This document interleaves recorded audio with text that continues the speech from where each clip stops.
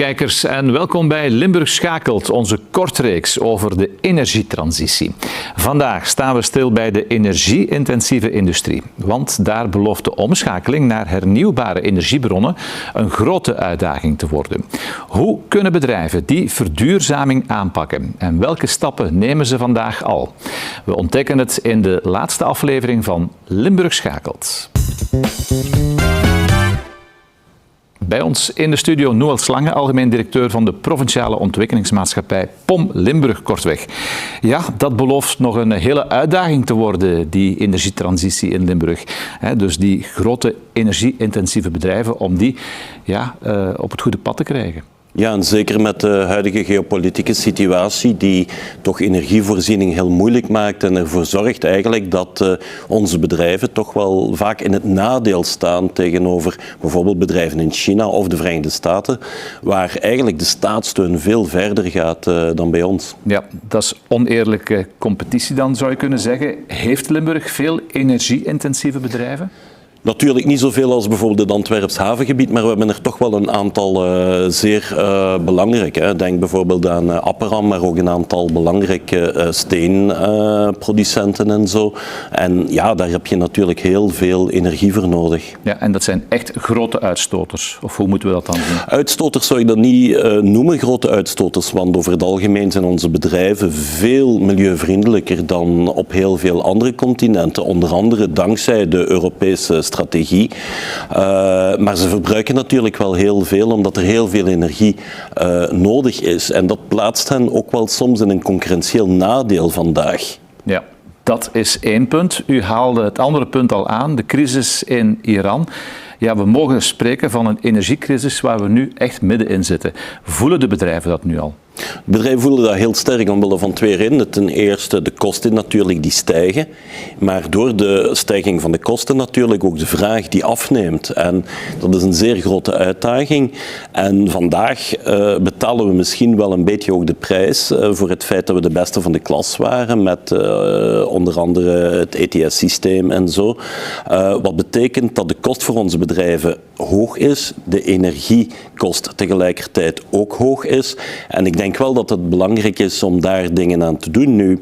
De Europese Unie is wel bezig om te kijken of ze toch wel wat meer eerlijkheid, evenwicht kan brengen in die relatie door bijvoorbeeld bedrijven vanuit het buitenland, vanuit andere continenten, China en Verenigde Staten, die invoeren, dat die ook een bepaalde kost voor CO2 erop moeten betalen. En ik denk dat dat wel een heel belangrijke is, maar ja, we hadden het al over de geopolitiek. Je kunt u natuurlijk voorstellen dat op het ogenblik dat Europa zoiets gaat invoeren, dat er aan de overkant van de oceaan weer iemand moord en brand gaat schreeuwen, net zoals men vandaag doet, alsof we het de techreuzen moeilijk maken, wat helemaal niet het geval is. Ja, u gaf al aan, Europa kan maatregelen nemen, maar wat doet ons land best?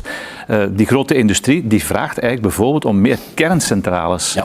Is dat de oplossing? Ik begrijp dat, omdat kerncentrales worden geïdentificeerd met goedkope energie en energie die er altijd is. Ja, ten eerste het feit is dat ze er niet meer zijn. Dat het heropstarten van kerncentrales geen sinecure is. En ik denk dat het belangrijk is dat men investeert in bijvoorbeeld het onderzoek naar kleinere SMR-centrales of naar kernfusie. Maar de realiteit is wel dat we daar al decennia naar aan het zoeken zijn. En dat dat geen oplossing voor morgen gaat zijn. Ik wou net zeggen, het probleem speelt zich vandaag af. Ja, en we moeten natuurlijk ver vooruit kijken. En men presenteert het alsof het een oplossing voor morgen kan zijn. En vandaar dat ik zeg van kijk, laat ons blijven investeren in innovatie en onderzoek.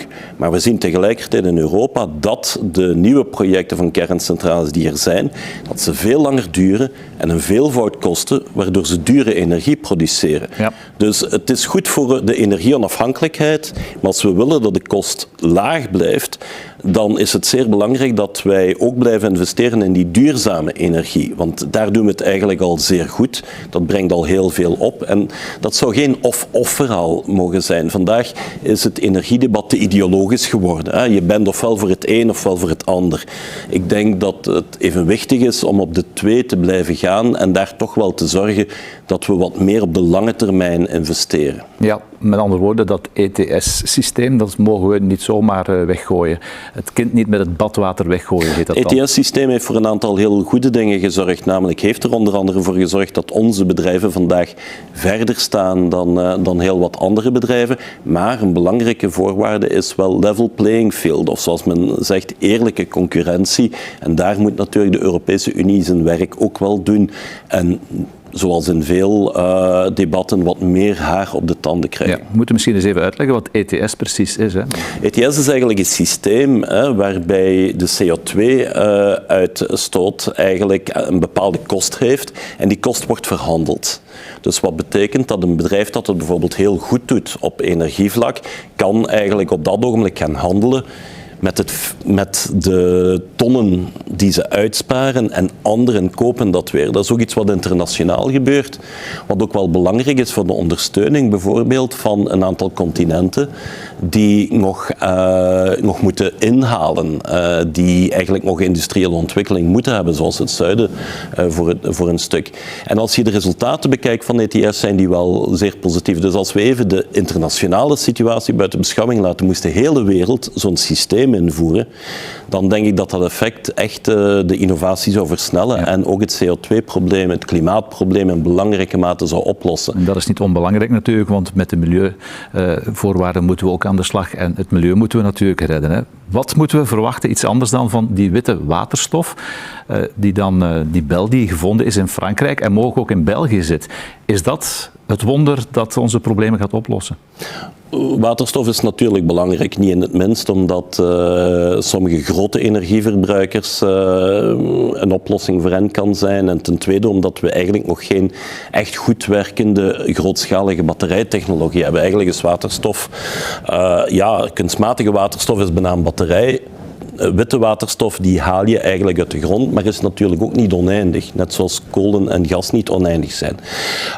Op zich ook weer interessante technologie om naar te kijken, maar het wordt vandaag gepresenteerd alsof we ten eerste op goud zitten en ten tweede dat het morgen een oplossing gaat zijn. Geen van beide klopt. Als je zo diep moet gaan boren, je moet het eerst nog vinden en verwerken, dat gaat een kostprijs hebben en je moet niet verwachten dat dat volgend jaar of binnen 3 jaar of zo beschikbaar is. De hoge prijzen die zorgen ook voor dat er uitdagingen zijn op het vlak van onze energiebevoorrading. Er moet natuurlijk in Limburg ook geïnvesteerd worden in extra capaciteit. Hoe groot is dat probleem? Het goede nieuws is dat het probleem in Limburg minder groot is dan bijvoorbeeld in Nederland en sommige andere provincies. Het slechte nieuws is dat wij vandaag al heel wat gebieden hebben waar industriegrond ligt, waar een bedrijf zich amper kan vestigen omdat we de energie niet tot daar krijgen. Want je moet de energie natuurlijk, je moet je dat voorstellen als een wegennet en het moet er natuurlijk ook nog allemaal geraken. En in dat opzicht is natuurlijk ook flexibel energieverbruik heel belangrijk en ik kan niet genoeg benadrukken hoe belangrijk Energyville in Genk is om daar ook op een innovatieve manier aan mee te werken en op te bouwen. En wij hopen dan ook dat Vlaanderen meer gaat investeren in de kennis die daar ontwikkeld wordt, want ik geloof dat de opbrengst daarvan op korte termijn veel groter gaat zijn dan te zoeken naar een waterstofbel. Oké, allemaal heel erg interessant. Noël Slange, directeur van POM Limburg. Hartelijk dank voor uw komst naar de studio. We praten zo dadelijk verder met een nieuwe gast, maar eerst gaan we een kijkje nemen bij staalproducent Aperam in Genk, om te kijken hoe zij omgaan met de huidige energieuitdagingen. Aperam is de belangrijkste producent van roestvast staal in Europa. Het bedrijf heeft een stevige voetafdruk in België met sites in Charleroi en Genk. De fabriek in Limburg telt zo'n 1200 werknemers en produceert bijna 800.000 ton roestvast staal per jaar. En daar is heel wat energie voor nodig. Het energieverbruik bij Aperam komt enerzijds van het feit dat we ons staal elektrisch omsmelten, wat een enorme elektrische productie is. En daarnaast gaan we het staal op een bepaald moment ook gloeien en bijtsen. Dat is om het staal onvormbaar te maken. Daarvoor gebruiken we voornamelijk gas. Het totale verbruik hier in Genk is ongeveer 1,2 terawattuur. Misschien een cijfer waar velen onder jullie niet veel bij kunnen voorstellen. Maar dat is het equivalent verbruik van ongeveer een 85 tot 100.000 gezinnen. Aperam alleen is goed voor bijna 2% van het Belgische elektriciteitsverbruik. De Genkse staalfabriek werd tijdens de Oekraïne-crisis daarom zwaar getroffen door de stijgende energieprijzen. Ondanks het conflict in Iran liggen de kaarten vandaag opvallend genoeg anders. Het is momenteel een wereldwijde energiecrisis en in de eerste plaats een olie- en gascrisis. Wat natuurlijk wel een verschil is, waardoor we op dit moment ook wel zien dat de energieprijzen in de rest van de wereld ook gestegen zijn. Wat toch wel iets minder een impact heeft in West-Europa dan voordien. Een effect wat in Europa wel speelt is natuurlijk het feit dat als de energieprijzen stijgen, loonkosten in Europa stijgen. En dat indirect effect is er natuurlijk in de rest van de wereld niet noodzakelijk.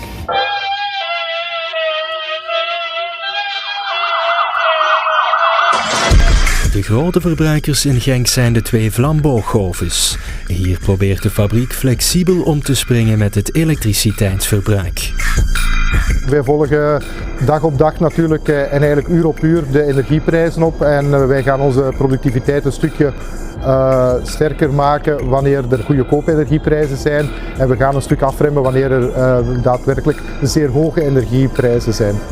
Ook investeerde Aperam de voorbije jaren €300 miljoen om de productiviteit in Genk te verbeteren en het energieverbruik te reduceren. Vandaag draait de site al voor 50% op groene energiebronnen.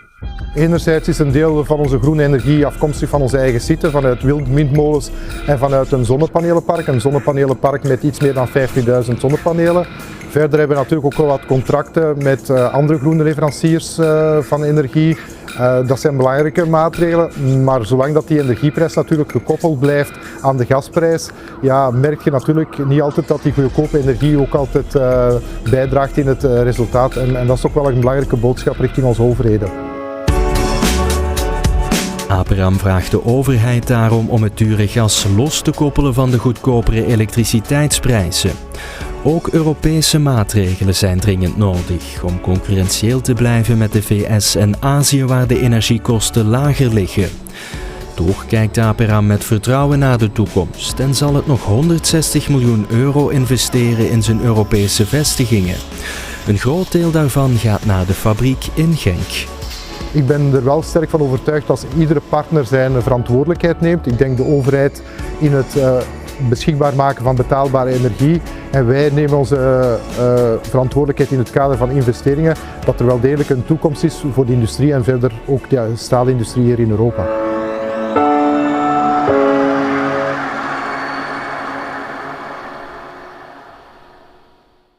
Bij ons in de studio Helena Geraert van Energyville in Genk. Welkom mevrouw Geraert.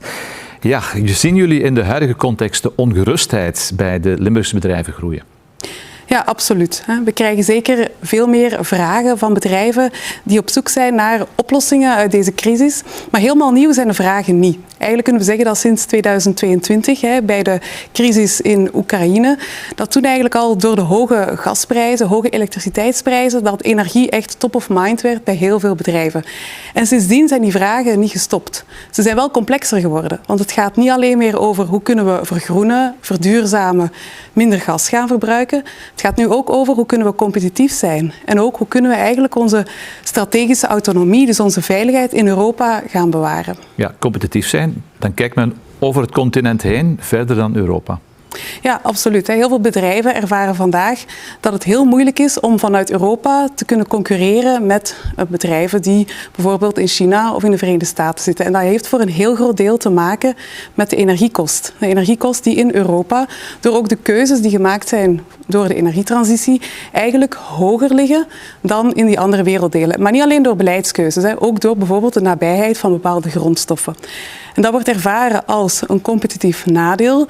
Wat we nu eigenlijk moeten proberen is om ervoor te zorgen dat die investeringen in hernieuwbare energie niet een noodzakelijk een nadeel zijn, maar ons eigenlijk op termijn een competitief voordeel gaan opleveren. En die vragen gaan dan vaak over hun energieverbruik, hoe ze dat kunnen terugdringen? Of wat moet ik me daarbij voorstellen? Ja, er zijn eigenlijk verschillende zaken die bedrijven vandaag kunnen doen en wat eigenlijk de vraagstukken zijn. Hun eerste vraag is vaak van hoe kunnen wij inderdaad onze energiekost meer onder controle krijgen? En dan is het antwoord eigenlijk heel vaak, wat het eerste belangrijke aspect voor bedrijven is, breng je energiehuishouding in kaart. Dat is eigenlijk voor heel veel bedrijven nog een blinde vlek, maar er zijn heel vaak belangrijke winsten te bekomen. Als je gewoon al weet van waar ligt mijn verbruik en waar zijn eventuele mogelijke efficiënties een optie.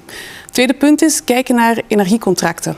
Net zoals bij huishoudens, heel belangrijk om af en toe te gaan kijken wat betaal ik voor mijn energie en hoe betaal ik het. En past dit nog bij de manier waarop mijn bedrijf functioneert. Heel actueel allemaal natuurlijk. Ja. Maar dan zijn we er eigenlijk helemaal niet. Dat zijn, ik zou zeggen, zaken die sowieso iedereen zou moeten doen als een goede huisvader.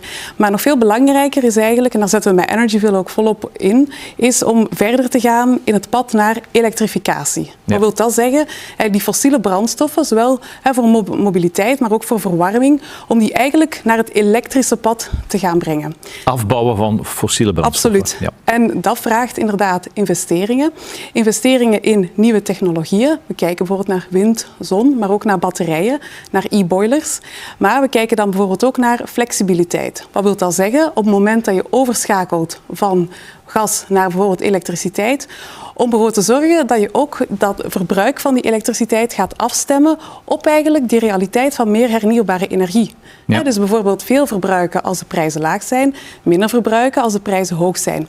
En die oplossingen, daar werken we samen met bedrijven, bijvoorbeeld in het traject Galileo, ook met een aantal Limburgse bedrijven, om te gaan kijken hoe kunnen we die transitie gaan doen, wat zijn de oplossingen en wat brengt het op voor de bedrijven. Want bedrijven kunnen bijvoorbeeld ook samenwerken om hun verbruikersprofielen op elkaar af te stemmen. Ja, absoluut. Dus er is zeker, bedrijven kunnen in de eerste plaats individuele oplossingen proberen te onderzoeken, maar nog veel belangrijker en nog veel meer waarde gaat er zitten in samenwerkingen tussen bedrijven. Samenwerkingen, één, door het delen van kennis. Wat werkt voor een bepaald bedrijf zou eigenlijk ook een oplossing kunnen zijn voor een buurbedrijf.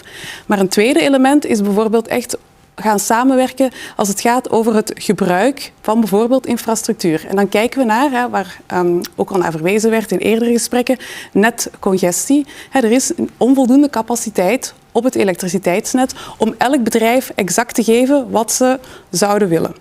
Het zou kunnen dat als bedrijven hun verbruiken gaan samenleggen, dat misschien samen minder capaciteit nodig is en dat die bedrijven toch eigenlijk hun bedrijfsvoering kunnen verder zetten. Daar doen jullie de begeleiding. Is er nog veel werk aan de winkel? Want ja, Limburgse bedrijven, ik hoor het u eigenlijk zeggen, suggereren, ja, ze zetten moeilijk de stap. Het is nog een berg die ze over moeten. Het is sowieso een berg, maar niet alleen voor bedrijven. Het is een berg voor iedereen, want het is heel complex. Er zijn namelijk heel veel mogelijke oplossingen, er zijn heel veel technologieën, heel veel toepassingen. En eigenlijk inzichtelijk maken wat daar de mogelijke paden zijn, wat de kosten zijn en wat de opbrengsten zijn, dat is zeker iets waar we met Energyville samen met de bedrijven verder op willen inzetten. Wordt zo dadelijk vervolgd. We halen er zo dadelijk namelijk iemand bij, maar kijken eerst nog even hoe Nyrstar de voorbije jaren investeerde in verduurzaming.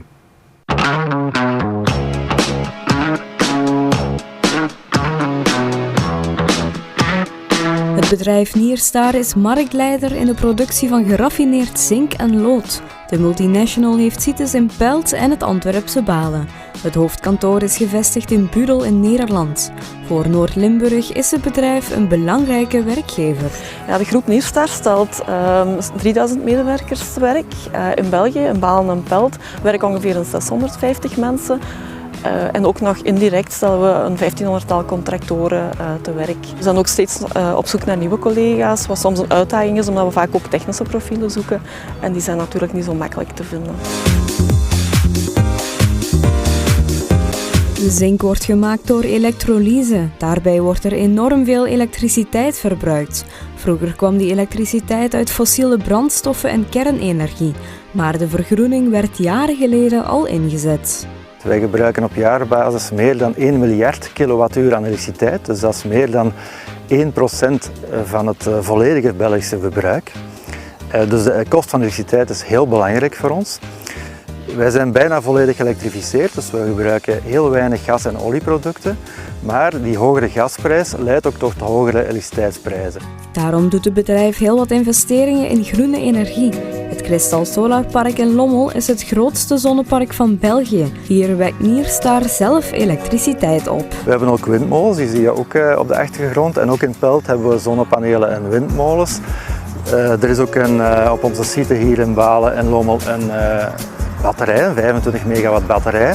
En we maken elektriciteit in een stoomturbine van stoom dat we in ons proces maken.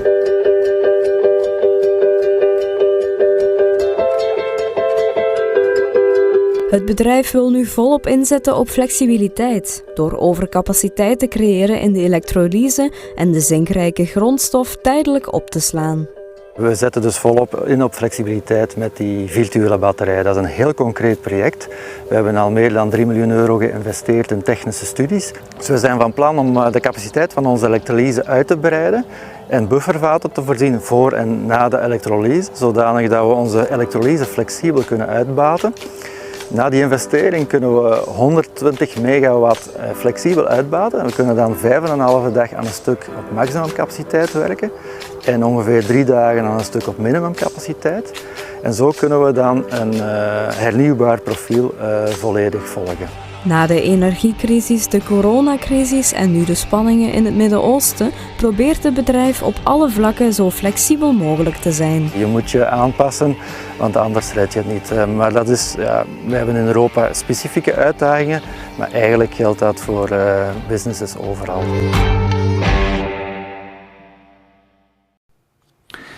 En is erbij komen zitten Joris van Valkenborg van Technologie Federatie Agoria. Welkom meneer van Valkenborg. Ja, 2000 bedrijven in België ondersteunen jullie.